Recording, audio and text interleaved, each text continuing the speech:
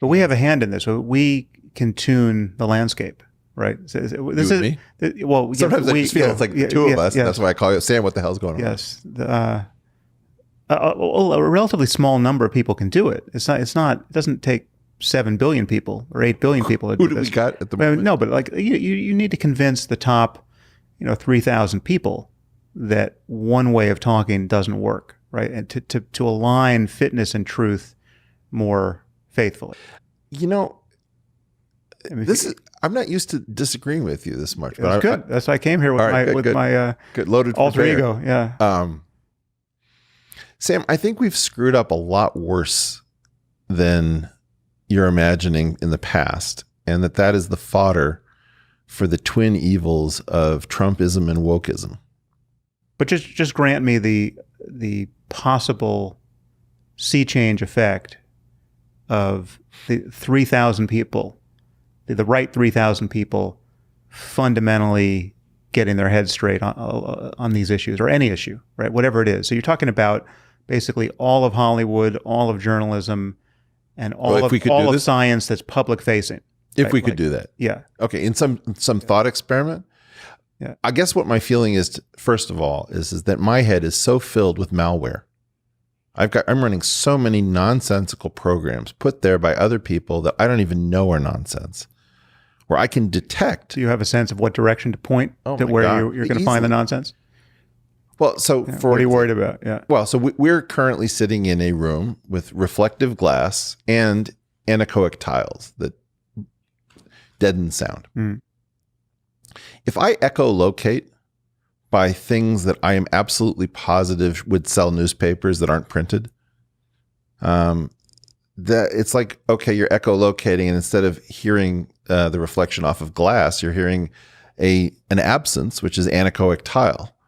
And so if I just look at Google Trends, which tells me what people are searching on, if I look at how Google auto-completes, which tells me what they want me to see is what other people are searching on in the search bar, if I look at what stories aren't being run, all of the dead stuff is astounding to me right at the moment.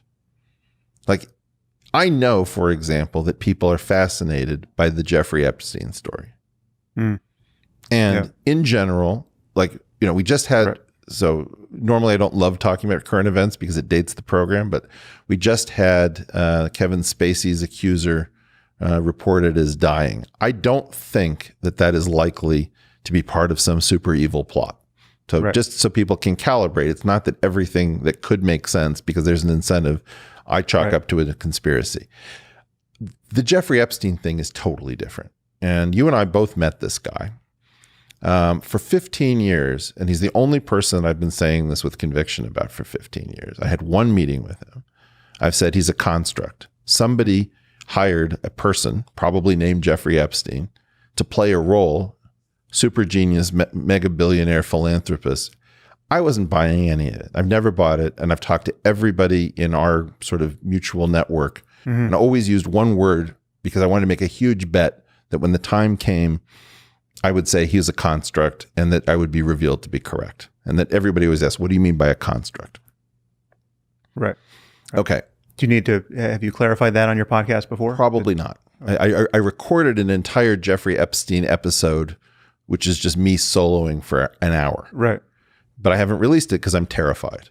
And I've had one ambiguous dinner where somebody sort of quasi-threatened me and I wasn't entirely sure what they were saying. It was a little bit creepy.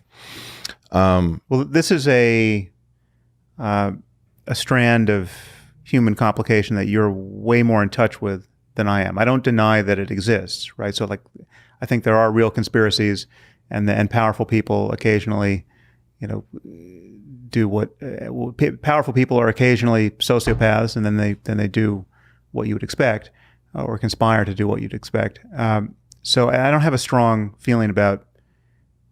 Well, let's just take the likelihood that Epstein had a facilitated suicide. I think the likelihood that he was murdered is low, but allowed to commit suicide, I don't have a strong. I'm agnostic about that. Whether some people stepped away so that he could do the thing that he needed to do, whether there's some vanishing probability that he actually isn't dead, I don't know. Not interested. I put that at very low. Yeah. I put that at very low odds as well. Yeah, but you know I'm a fan of this. You put it at 0 odds, Sam?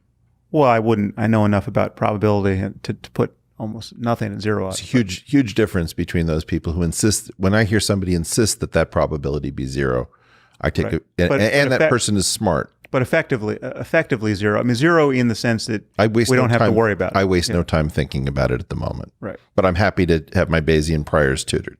Right. Okay. So I just don't have I mean, as you know, I'm taken in or I utilize this homily that you shouldn't ascribe to malice what can be explained by incompetence or whatever the formulation is. And I find that that's a interesting heuristic for somebody. It's usually, I think it's usually true, right? So like it works much of the time and then it fails, but it fails in a case where you get more information and then you update. Well, that was exactly my point, that the Kevin Spacey thing, I would say, is in the realm of Newtonian mechanics.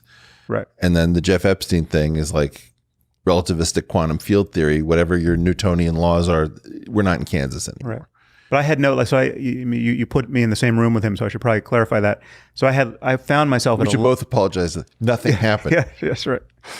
I found myself at a lunch with him at the TED conference and had no insight into him or what he was up to, apart from the fact that my sort of creep detector went off. It spiked like crazy. Yeah, I mean, he was someone who I didn't want to spend any more time with because he had this sort of schlocky, rich guy. But within normal? Well, no. I mean, it's just, but like when you see I guess he was probably, close to 60 at this point, and, he's with a 21-year-old. It's like the optics of that are all. I mean, obviously there are many rich guys who do that. And there are certainly many people in Hollywood who do that. And, that's just the way some people roll when they have the opportunity to roll that way. And okay, fine. But there was just I have a kind of a level of, judgmentalism around that. Right. It's like at minimum, that's an attractor on the landscape of well-being that is not all that interesting to me. And so when you see someone captivated by that, like this is like, life is going great because I'm 60 and she's 20, right? Like that's the one variable that he's talking about his Lamborghini all the time. Exactly, right. It's like, okay, you've bored me already. But I had no more insight into him than that. I mean, I maybe exchanged three sentences with him. From one meeting, I've been talking about him for 15 years. Right. Yeah, because this was like a 10-person lunch. Okay. And I had maybe, 3 sentences exchanged with him, So mine was at his house. Right. I'm ushered into a waiting room. He's got some super complicated electronic art. I get up, I look at it, and I say, wait, is that a camera inside the art? I first think I'm a genius for finding a camera inside it. Yeah. My next thought is I'm supposed to find the camera inside the art because the art is supposed to draw my attention and I'm supposed to see that I'm being recorded.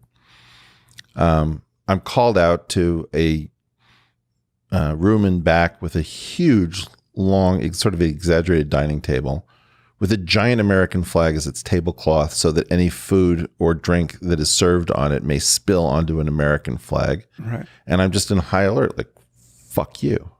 Who are you?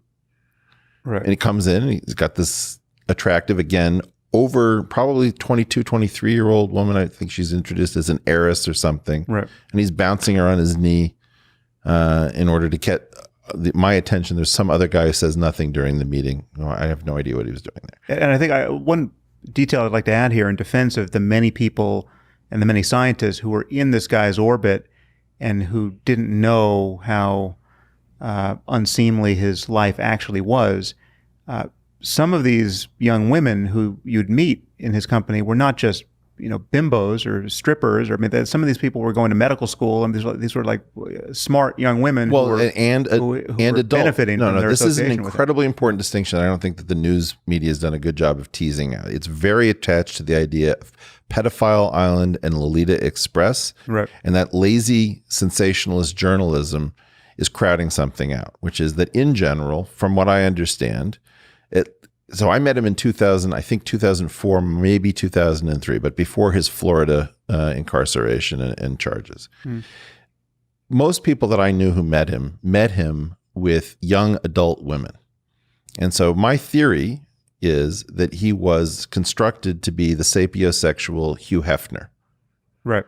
And that they stupidly hired, probably, and I guess I don't know this, Humbert for the role.